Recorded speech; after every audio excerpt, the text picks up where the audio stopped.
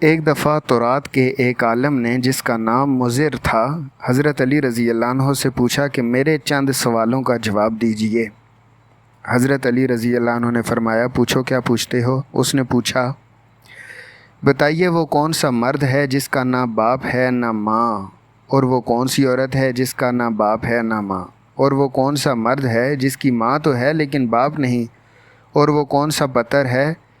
جس نے جانور پیدا کیا، اور وہ کون سی عورت ہے جس نے ایک ہی دن میں صرف 3 گھڑیوں میں بچہ دیا، اور وہ کون سے 2 دوست ہیں جو آپس میں کبھی دشمن نہ بنیں گے، اور وہ کون سے 2 دشمن ہیں جو آپس میں کبھی دوست نہ بنیں گے۔ حضرت علی رضی اللہ عنہ نے فرمایا اچھا تو اب سنو، وہ مرد جس کا نہ باپ ہے نہ ماں آدم علیہ السلام ہے، اور وہ عورت جس کا نہ باپ ہے نہ ماں وہ اماں حوا علیہم السلام ہے، اور وہ مرد جس کی ماں ہے لیکن باپ نہیں حضرت عیسیٰ علیہ السلام ہے، اور وہ پتھر جس نے جانور جنا وہ پتھر ہے جس سے حضرت صالح علیہ السلام کی اونٹنی پیدا ہوئی، اور وہ عورت جس نے ایک ہی دن میں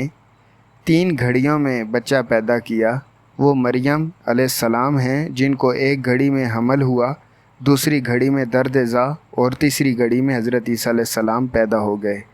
اور وہ 2 دوست جو کبھی آپس میں دشمن نہ بنیں گے جسم اور روح ہیں، اور وہ 2 دشمن جو کبھی آپس میں دوست نہ بنیں گے وہ موت اور حیات ہے۔ مضر نے سن کر کہا واقعی اے علی، آپ نے صحیح جواب دی اور واقعی آپ باب مدینۃ العلم ہیں۔